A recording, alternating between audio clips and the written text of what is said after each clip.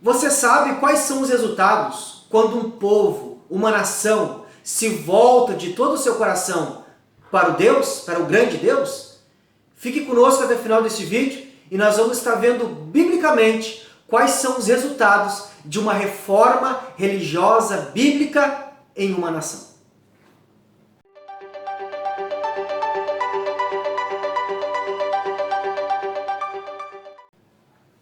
A graça e paz. Eu sou o professor Anderson Velasque e este é o seu canal Sentinela da Teologia. E hoje nós vamos estar abordando a lição de número 11 do terceiro trimestre de 2021. Não é isso, professor Daniel?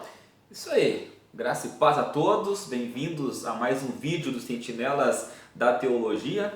E queremos aqui registrar a nossa alegria de poder ter você nos acompanhando através deste canal. Que Deus abençoe tua vida e nós contamos com as vossas orações.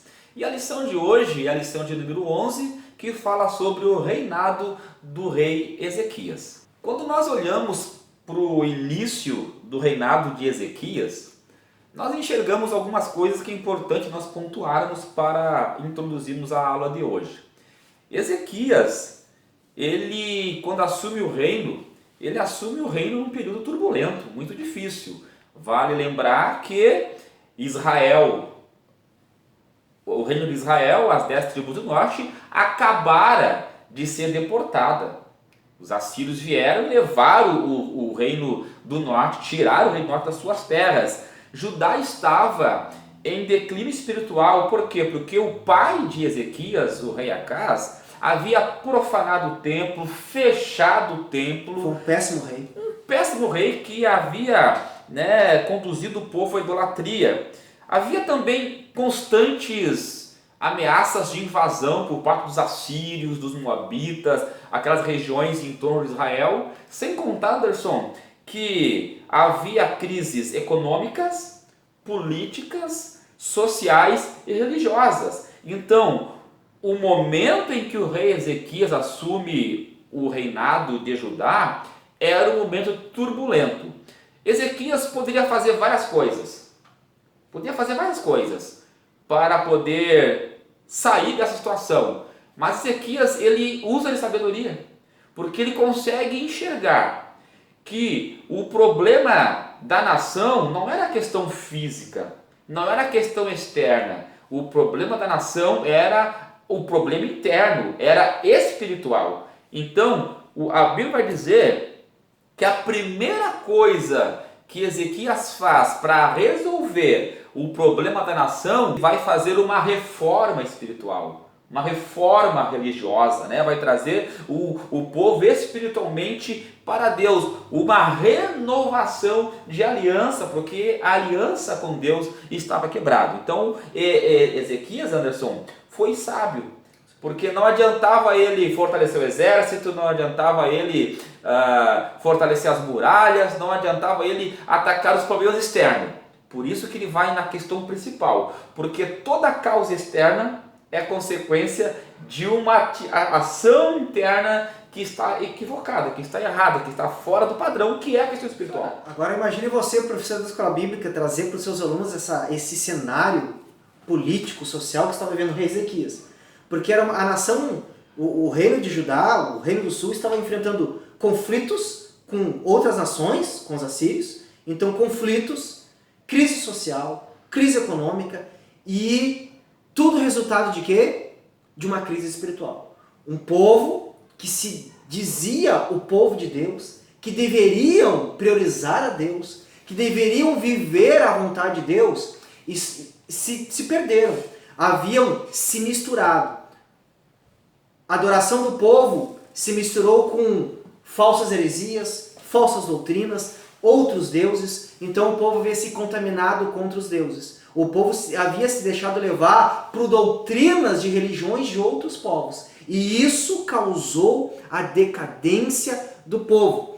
E aqui nós vemos, como disse o professor Daniel, o segredo não foi porque Ezequias foi um grande homem, mas se nós vemos que Ezequias ele lembrou-se que o segredo do sucesso de um povo, o segredo da paz, o segredo da união, o segredo da transformação é Deus. Ezequias fez o quê? Ele voltou-se para Deus. Professor Daniel, não é errado nós fazermos políticas e investidas sociais. Não é errado fazermos... Sim, são necessárias. Mas Ezequias sabia que de nada adiantava ter um exército forte se não estivesse na presença de Deus. De nada adiantava ter políticas sociais se o povo não voltasse para a presença de Deus. Então nós vemos que Ezequias vai fazer o quê? Ele vai buscar a Deus. E vai buscar a Deus das maneiras corretas. Na oração. Anderson, então Ezequias ele deu alguns passos importantes.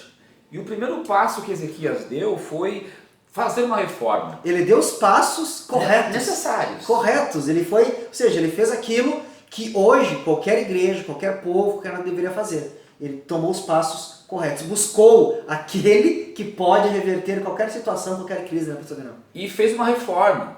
Porque quando nós vemos o rei Acaz, o que o rei Acaz fez? O rei Acaz foi visitar o rei da Síria, lá em Damasco, e ele viu o rei adorando os deuses assírios da forma deles. O que o rei Acaz fez? Copiou, achou bonito, achou legal, achou muito interessante. Ele ficou impressionado. E trouxe aquele sincretismo, aquela profanação para dentro do templo, do território de Judá. Ezequias não. O rei Ezequias ele vai reformar. O que é reformar? É trazer para o original. Exato. Quando uma estrutura fica muito velha e começa a se deteriorar as questões externas, ou dado muitas reformas, acaba perdendo-se a originalidade, então é feita uma reforma. Suas características. Tira as coisas que vieram depois e deixa o original. Então a reforma que Ezequias faz é isso. Ezequias não traz nada de novo. Ele trabalha com o que a lei já exigia, já orientava. E isso é importante, professor Daniel. Ele não fez algo a mais. Ele fez aquilo que Deus ordenava.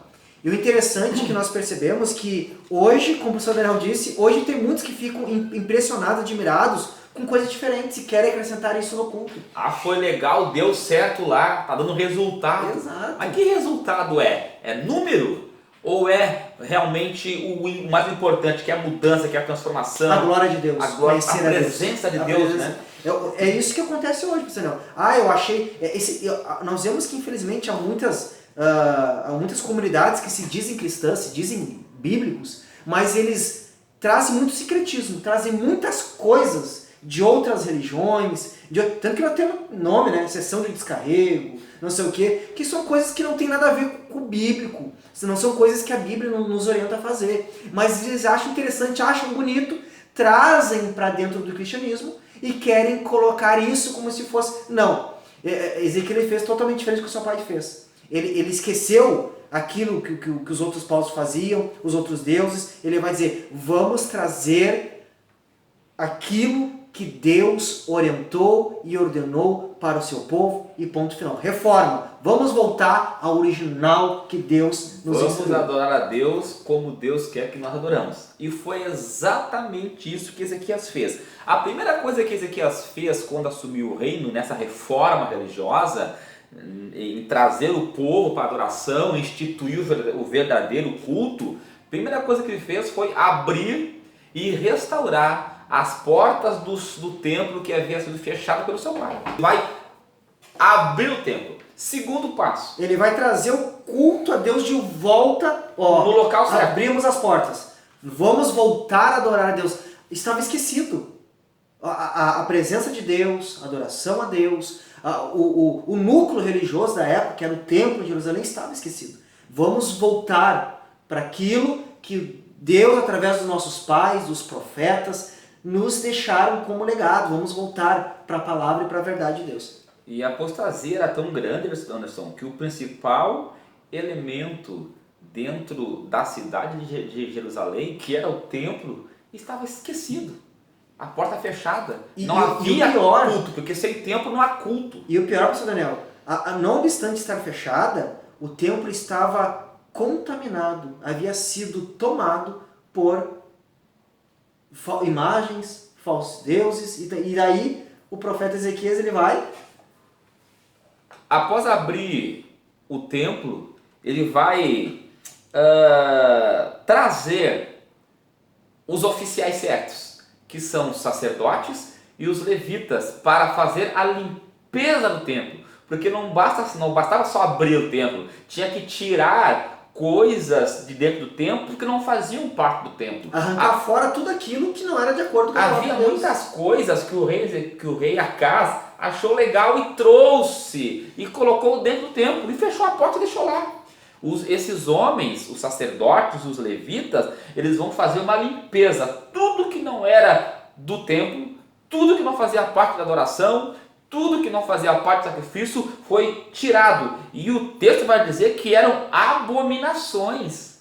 Eram coisas que feriam os princípios estabelecidos por Deus. Então é feita uma limpeza dentro do templo. Tudo que não era do culto, tira para fora.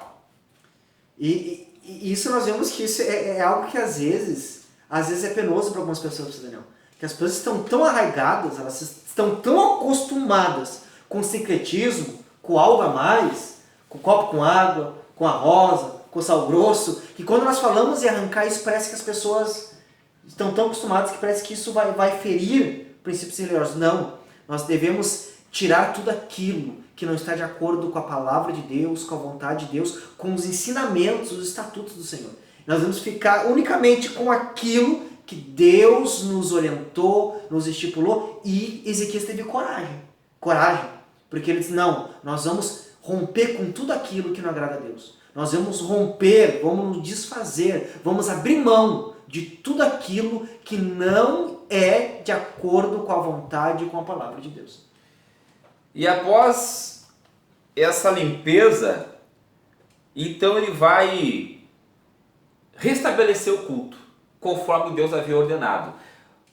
O sacrifício volta a ser realizado pelos sacerdotes, a música volta a ser cantada pelos levitas, e aqui o texto vai dizer que trouxeram, né, os salmos de Davi, os salmos de Asaf, que era entoado enquanto o culto era oferecido, enquanto o sacrifício era oferecido, enquanto o culto acontecia, com todos os seus elementos, sacrifício e louvor e cânticos, pelas pessoas certas. Eram os oficiais, eram os sacerdotes e eram os levitas, pessoas chamadas para realizar o culto a Deus. Isso é muito importante, Anderson, porque hoje em dia, infelizmente, nós vemos uma distorção com relação às pessoas que vão apresentar o culto a Deus. E aqui nós tiramos alguns pequenos, mas importantes ensinamentos para o Senhor Daniel. Porque Ezequias, o que ele fez? Ele tornou o culto bíblico, o culto teocêntrico. Os louvores voltaram a ser os salmos, ou seja, os louvores bíblicos.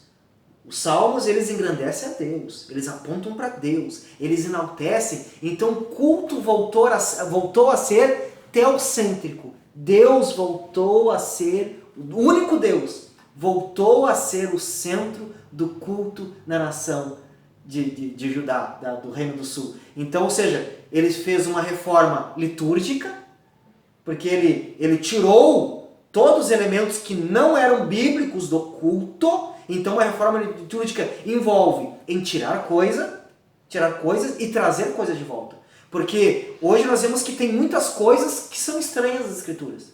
Em compensação, faltam muitos elementos no culto que a Bíblia nos ensina e não tem mais. Então Ezequias vai fazer o quê? Juntamente com os sacerdotes, os levitas, eles vão tirar tudo aquilo que não era estranho à palavra de Deus e vai trazer de volta aquilo que coloca Deus no centro, aquilo que adora a Deus, aquilo que exalta a Deus, aquilo que glorifica a Deus. E outra coisa, pastor Daniel, quando o pastor Daniel comentou sobre as pessoas certas fazendo, não quer dizer que algumas pessoas são mais especiais que as outras, não. Mas nós entendemos biblicamente que cada um tem o seu ministério, cada um tem o seu chamado. Até nós estávamos brincando com o professor Daniel aqui antes de iniciar a aula, que alguém perguntou, se eu não sei cantar, o que eu faço? Na questão do louvor, não canta. Então, cada um no seu chamado e na sua vocação. Porque hoje nós vemos pessoas se intitulando, mas não vocacionados por Deus. Pessoas que se dizem pregadores, mas não têm o chamado de ser pregador. Pessoas que se dizem adoradores, mas não têm um talento chamado de prepararem louvores bíblicos. Pessoas que se titulam mestres e doutores, mas não têm nenhum conhecimento genuíno e verdadeiro das Escrituras. Então, o que nós aprendemos aqui? Não quer dizer, meu irmão, que algumas pessoas são melhores. Não. O que nós aprendemos aqui é que Deus vocaciona cada um para uma função. Deus tem o chamado, Deus tem os dons, as vocações que são os ministérios. Então, o que Ezequias fez? Ele não paparicou ninguém. Ele não colocou ninguém no templo por conveniência. Ele colocou cada um na sua função, conforme a Bíblia ensina. Aquele que adora, adora. Aquele que era o sacerdote que oferecia sacrifício, então é o sacerdote que oferecia sacrifício. Ele colocou novamente o culto de acordo com a palavra de Deus e para a glória de Deus. E por último, Ezequias ele vai trazer uma das principais festas que estava esquecida, que era a festa da Páscoa. Desde o reinado de Salomão, a partir de Salomão, que a Páscoa não era oferecida. O que Ezequias faz? Ele vai anunciar, porque é importante nós falar que a Páscoa não foi celebrada no mês descrito no calendário judaico para ser celebrada. Por quê? Porque Ezequias assume o reinado depois. E ele precisava fazer toda uma reforma, deixar a casa pronta para oferecer a Páscoa. Só depois que tudo ficou organizado, ele consulta, vejam bem, mesmo sendo rei não foi arbitrário, ele consulta seus conselheiros, consulta os anciãos e pergunta: o que vocês acham de nós celebrarmos a Páscoa fora da data? Porque Ezequias entendia, Anderson, que a Páscoa, a celebração da Páscoa, era o elemento norteador para que o povo pudesse entender o que estava acontecendo. Porque lembra que por que Deus deveria ser adorado. Perfeito! Porque lembra quando Deus institui a Páscoa lá no Egito, e aí Moisés vai chamar o povo e vai dizer: olha, quando os seus filhos perguntarem o que significa isso, vocês vão dizer: nós éramos escravos no Egito e o Senhor nos libertou com mão forte. E quando Josué entra na terra de Canaã, a primeira coisa, a primeira festa que Josué vai celebrar é a festa da Páscoa, porque relembrando de onde Deus os tirou. Então, esse momento aqui era muito importante para o povo, por quê? Porque Ezequias estava trazendo à memória do povo da onde Deus os havia tirado e aonde Deus os havia colocado. Ezequiel estava lembrando que Deus, ele é um Deus que fala e que cumpre. Quando nós esquecemos de onde nós saímos, de onde Deus nos tirou e o que Deus fez, a mudança que Deus fez na nossa vida, isso resulta em quê? Em um afastamento de Deus, uma ingratidão. E a ingratidão é pecado. Não se lembrar dos benefícios que o Senhor faz é pecado. Por isso que o salmista, no Salmo 113, ele vai dizer: bendize a minha alma ao Senhor e nunca te esqueça de nenhum de seus benefícios. Ezequiel estava dizendo: olha, vocês devem ser gratos a Deus pelo momento que Deus dá a vocês. Por isso que ele institui a Páscoa. E mais, Anderson, ele vai mandar chamar não só os habitantes de Judá, mas também o de Israel, os que ficaram na dispersão causada pelos assírios. Só que a Bíblia vai dizer que o correio, os mensageiros que foram convidar o povo para participar da Páscoa, muitos deles, ou a grande maioria, não quiseram, ainda zombaram deles, ainda riram deles. Mas houve alguns que ouviram, entenderam que era um chamado de Deus e vieram para Jerusalém para participar do culto de adoração a Deus da forma como Deus havia estipulado. E com essa restituição da celebração da Páscoa, nós aprendemos uma coisa muito profunda. Porque olha só, nós vamos ver que Deus, com profetas como Amós, o próprio Isaías, Oséias, Deus vai fazer críticas aos cultos de Israel e de Judá. Porque tinha cânticos, mas o coração do povo não estava em Deus. Era um culto que não gerava transformação no povo. Era um culto que não trazia o povo para Deus. Era um culto que não gerava humildade, reverência e reconhecimento diante de Deus do povo. Por quê? Porque a Páscoa ela fazia eles lembrar de um acontecimento. A Páscoa trazia uma mensagem. Que mensagem era essa? Fazia o povo lembrar que eles eram escravos. E que eles jamais conseguiriam ser libertos da escravidão no Egito pela sua própria força, pelo seu braço e nem pela sua espada. Porque o povo ficou mais de 400 anos escravizado no Egito e nunca conseguiram se livrar pela sua força. Então, o povo era escravo e era incapaz de se livrar dessa escravidão. E Deus, como diz o Daniel, com mão forte, foi Deus. Foi Deus que tirou o povo da escravidão e levou para uma terra prometida. Então, essa mensagem, ela reflete, ela é um tipo do Evangelho de Cristo. Ela é um prenúncio da obra de Jesus Cristo. Aqui nós entramos na coisa, uma igreja que canta muito, que festiva muito, que tem muita campanha, que tem muito sincretismo, mas não tem o Evangelho de Cristo. Essa igreja pode pensar que está em Deus, mas está muito longe de Deus quando estava na nação de Israel. Porque a mensagem do Evangelho de Jesus Cristo nos faz lembrar que nós somos e éramos escravos condenados. E nós jamais, de maneira alguma por nós mesmos, pelas nossas forças, nem tampouco pela nossa sabedoria, conseguimos e nem conseguiríamos nos livrar dessa condenação, dessa escravidão. Mas Cristo, com amor, sofreu o castigo para que hoje nós fôssemos salvos. Quando nós ouvimos essa mensagem sendo cantada nos louvores, sendo pregada nos púlpitos, e essa mensagem anunciada pelas ordenanças como a ceia, a igreja lembra, nós estamos aqui porque existe um Cristo que nos salvou. Quando Israel celebrou a Páscoa, a nação, o povo de Judá, o povo do sul, celebraram a Páscoa, eles lembraram. Nós estamos aqui hoje por um motivo, porque um dia Deus nos arrancou da escravidão e do pecado. E Anderson, tudo isso que nós falamos que Ezequias fez porque teve como conselheiro um homem de Deus chamado profeta Isaías. Isaías, ele frequentava as cortes palacianas, porque ele era de família real. E no seu livro, quando ele escreve o livro de Isaías, ele vai denunciar algumas coisas, e duas delas estão inseridas na aula de hoje, que ele vai denunciar a religiosidade hipócrita, por isso que, ouvindo os conselhos de Isaías, Ezequias vai reformar o culto a Deus. Vai retirar tudo aquilo que não era de Deus e que não apontava para Deus. Porque o profeta já estava denunciando por Deus. Esse povo está sendo hipócrita. Está adorando a Deus com os lábios, mas o seu coração está longe. E mais, somente um verdadeiro arrependimento poderia salvar a nação.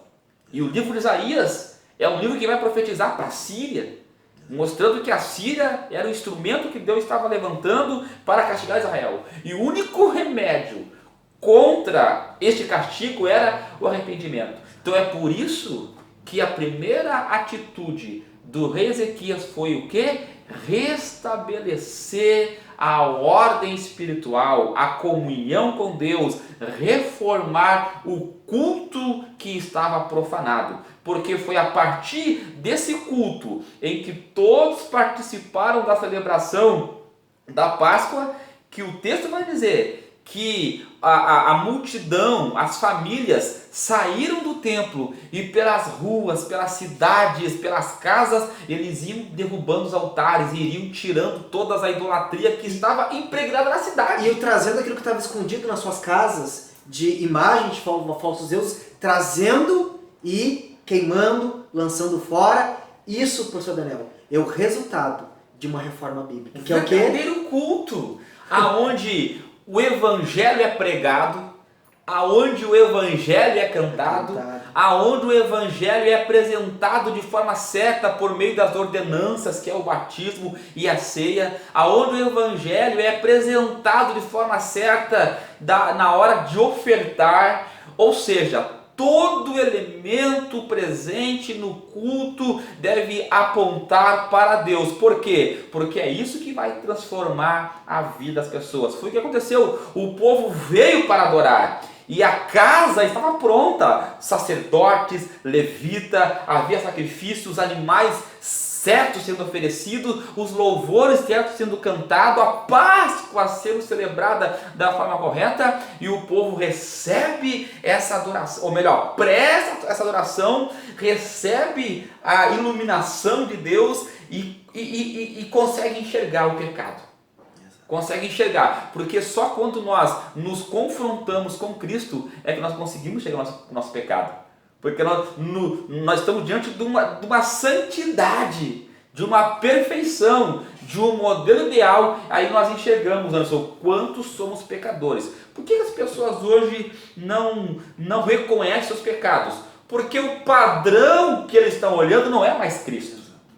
O evangelho que eles estão ouvindo não é mais o evangelho da cruz. Então não existe parâmetro ideal para o pecador entrar no culto, ouvir a mensagem e entender como pecador, porque não se prega o evangelho, não se prega Cristo. Agora, quando voltarmos, e aí, Anderson, podemos enfatizar o tema que está sendo tratado, que é a reforma religiosa, quando nós reformarmos, quando a igreja brasileira, e aqui não é A ou B, é a igreja brasileira. Quando a igreja brasileira reformar o culto, ou seja, quando os cultos que são apresentados a Deus os seus na igreja brasileira, a sua mensagem, os seus elementos forem cristocêntricos, aí sim, nós veremos um Brasil se voltando para Deus. Porque essa semana nós ouvimos muito isso, né? O Brasil precisa se voltar para Cristo. Igreja, quem precisa se voltar para Cristo é a igreja. Porque quando a igreja se voltar para Cristo, o Brasil se volta para Cristo. O Brasil só vai se voltar para Cristo quando a igreja se voltar para Cristo, entender qual é o seu papel, qual é a sua responsabilidade nessa equação. Não adianta orar pelo Brasil.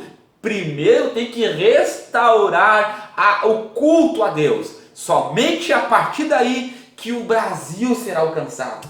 Somente a partir daí que a sociedade será alcançada. Porque o padrão que o Brasil precisa é o padrão bíblico, que nós infelizmente hoje estamos deixando a desejar. E aqui, professor Daniel, professor da escola bíblica, amado irmão, olha que ensinamento, que riqueza. Porque nós vemos que qual foi o resultado de uma reforma, de um povo que às vezes que se dizia povo de Deus, mas estava com o coração longe de Deus. O resultado de uma reforma bíblica, onde o culto voltou, ou seja, Deus voltou a ser o centro do culto. Aonde os elementos que não eram de Deus, que não eram bíblicos, foram tirados do culto. Aonde a celebração da Páscoa, que era um prenúncio do Evangelho de Cristo, da obra de Cristo, começou a ser celebrado, o povo lembrou da obra de Deus na vida deles. O que gerou? Arrependimento. O que é arrependimento? É mudança de atitude. O povo deixou de fazer aquilo que não agrada a Deus. O povo abandonou o pecado. Então, o que o professor Daniel falou aqui, irmãos, é de extrema urgência. Porque quando nós, de fato, a igreja parar de ativismo, tem gente que acha que pregar evangelho é ativismo, mas é ser na rua gritando, cantar essas músicas de autoajuda, que nós sabemos que não. Mas quando nós começarmos a Cristo ser a nossa mensagem, pregarmos o Cristo crucificado para arrependimento, para perdão de pecados, começarmos a cantar para a glória de Deus e cantar o Evangelho de Jesus Cristo. Quando a igreja começar a viver o Evangelho de fato, vai acontecer o quê? Arrependimento, mudança de atitude da sociedade. Ou seja, a criminalidade vai reduzir, a utilização de drogas vai cair, a prostituição vai reduzir, a corrupção, principalmente a corrupção. Por quê? Porque o Evangelho muda, transforma, traz arrependimento, o Evangelho confronta os nossos erros. Então, igreja, não adianta fazer ativismo, não adianta querer enfiar goela abaixo um Deus se nós não estivermos anunciando o Evangelho verdadeiro de Cristo. Muitas pessoas hoje que estão fazendo esse ativismo nunca ouviram o Evangelho verdadeiro. Estão apoiados no Evangelho do triunfalismo, no Evangelho da prosperidade, no Evangelho da cura, mas não no Evangelho do Cristo crucificado. Aquele Cristo que morreu porque eu sou pecador. Aquele Cristo que sofreu o meu castigo. Aquele Cristo que levou sobre si a ira de Deus que era para mim. Para que hoje nós tenhamos comunhão com Deus e o Espírito Santo possa mudar a nossa vida através da palavra de Deus. É isso que a igreja precisa.